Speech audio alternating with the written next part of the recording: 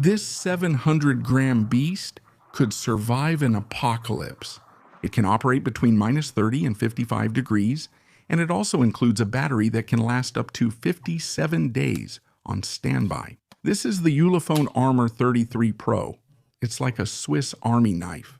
Everything is designed to make it as tough as possible, and not just because of its military-grade IP69K resistance. As for the unboxing, you can already see the warranty, papers, and so on. It also comes with a tempered glass, and notice that it includes a 66W charger, which is fast charging, in quotes. It also comes with a thick USB-C to USB-C cable and a strap for hanging, but due to its weight, I wouldn't suggest wearing it around your neck. Here it is, the new Ulefone Armor 33 Pro. Focus on the octagonal camera module with the large speaker you'll hear soon. I'll also compare it to the Vivo X200 Ultra, and you'll see how crazy it is, but anyway, the materials are made of rubber, metal, plastic, and glass. In this sense, Gorilla Glass 5 on both sides, on both screens, and it's really an ode to durability. I also like that both screens come with pre-installed protective plastic film. And, as you can see, above all, it's noticeably thick, and that's to house the massive battery it has inside. All right, let's talk about the ports. Here we have the USB Type-C, and next to it, one of the microphones. And on the other side, as you can see, it's extremely well protected. There's an iron plate with visible screws. The camera button is textured, flush with the frame. Here, embedded in the metal, is the fingerprint unlock button. And also, the volume buttons are quite unique. I like that they all have a good travel. On top, it has an infrared port, another microphone, and a 3.5mm audio jack. Thanks for including it. The other side features an easily removable SIM tray. You can insert two 5G SIM cards and a microSD card of up to 2 TB capacity. In addition, it would have an action key with a certain texture and an orange color. And here, this dock would have a proprietary port to which you can add different tools, like endoscopes. Let's say it's designed more for professional use. As you can see, it's large, so it doesn't fit all hands or pockets. But the thing is, this tool, in case of a catastrophe, could be key to giving you certain options that other smartphones would fall short on. I've tested it in the rain, I've tested it in rivers, I've tested it by getting it wet in waterfalls. Honestly, I got pretty wet making this video, but I wanted you to see just how resistant it is. The screen. It's probably one of the things I like the least. It's 700 nits, a 6.95-inch screen, full high definition plus in-plane switching at 120 Hz in. Mainly, the brightness still doesn't convince me. I also want to stress the resistance issue. What I did like is its controller, because as you can see, even when the screen is wet, it works perfectly. Doesn't the controller go crazy? I can't say the same about the iPhone 17 Pro Max I tested here last week. You have the video on the channel you're already watching, where with a wet screen, the controller goes absolutely crazy.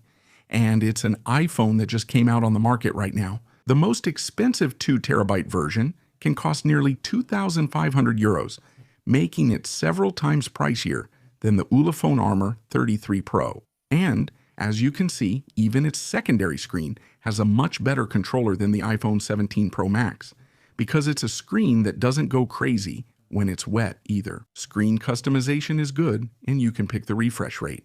With its large battery, I suggest keeping it at 120 Hz. You can already see that YouTube can run even in 4K high dynamic range, right?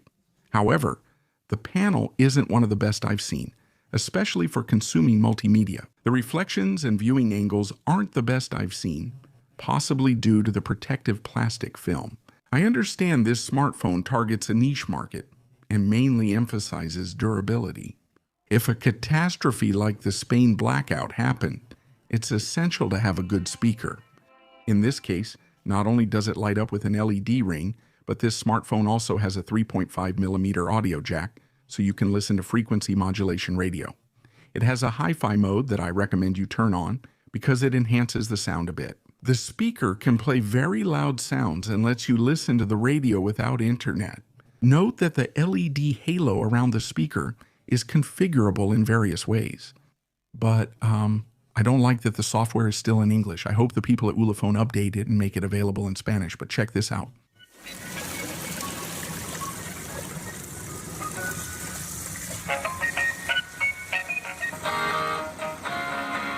This Ulefone has military-grade resistance. As you can see, even when it's just been wet, it's able to play sound, and actually the speaker is so powerful at 118 decibels that it pushes the water out while it's playing. Honestly, it's amazing to see, especially with that geometry it has on the speaker itself. Now then, how does the sound compare to this Vivo X200 Ultra? I mean, a regular smartphone? By the way, can you see how different their sizes are from each other? Well, here I'll leave you a test so you can decide for yourselves which speaker is more powerful.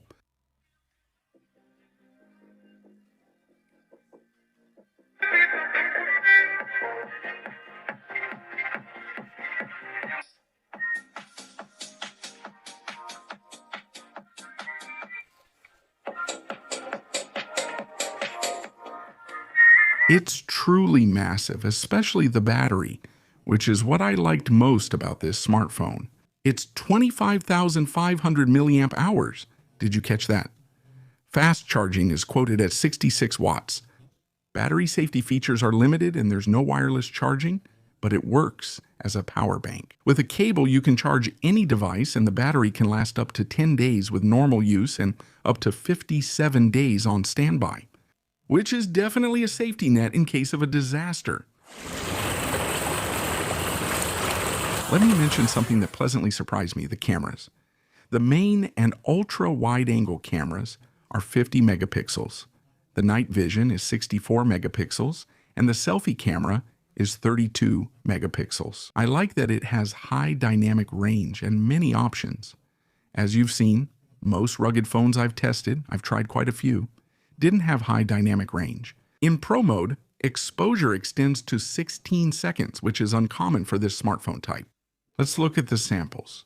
The phone's digital zoom only goes up to 4x, but the quality isn't too bad, right? Above all, I insist, considering the last rugged smartphones I've tested, whose cameras were pretty mediocre, this one still has some decent photos, especially with good lighting. Can you see it? Even the colors, dynamic range, and sharpness, especially for a rugged smartphone, are actually pretty good. Still, it's clear the focus isn't on the camera. Even so, as usually happens with these smartphones, the strongest photographic point is that night vision sensor, which you'll see in the following video with this beast of a device. Here's what its stabilization and microphone audio would be like. This would be full high definition resolution at 30 frames per second, and this would be its maximum resolution at 4K at 30 frames per second. This is definitely its best sensor. Look, because I'm in complete darkness. With any other smartphone, you wouldn't see anything at all. But with this night vision sensor, look, because it also focuses quite well and has a lot of detail. And in certain situations and for certain professions, this extra sensor, which literally lights up the night, could be very useful. What about the software and hardware? They're much like the others. You've seen them all on the channel already, right? The fingerprint sensor isn't the fastest I've used, but I like that it supports double tap to wake and turn off. You can feel the 120 Hz, but the MediaTek Dimensity 7300X isn't the fastest I've tested. In addition, it would have 16 gigabytes of low-power double data rate, 5 RAM, and 512 gigabytes of storage with universal flash storage, 3.1 memory, all running stock Android 14. And if there's something to highlight about its hardware, it's definitely its dual screen, meaning the small screen, the one on the back. And can you see that it's a bit slow to adjust the brightness? You can set it up however you like, show content on one screen, or extend it across multiple screens. You can lock one screen so it's only controlled from the back or vice versa. There are several options, but the software is still in English. And here's a tip for you, a trick in case of emergency, in case of disaster. If you want to learn how to extend its battery life, so instead of lasting 10 days, it lasts 15 days, just use the rear screen.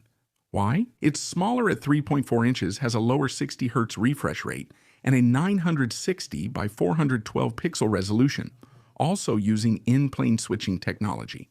By using only the small rear screen, you'll save even more battery. It includes all major global positioning systems and accurately geolocates Wi-Fi, data, and Bluetooth.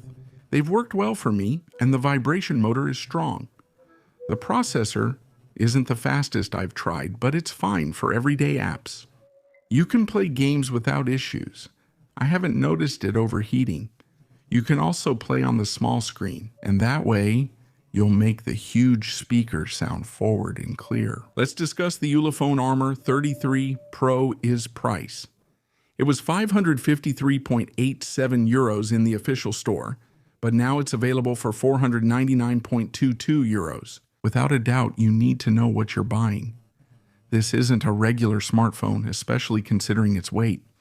But if you want the best battery and a tool that can help you with geolocation, making calls, listening to the radio, or emitting an alarm or a help sound, and above all, if you want something that can last many days without needing to recharge it, this could be an option you should consider. It can also benefit professions like health guards, security, forest rangers, and camp counselors.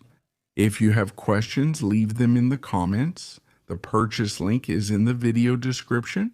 And with that said, subscribe if you haven't already and leave me a like so I can keep recording in these beautiful places. Now I'll see you in the next video. Take care and see you soon.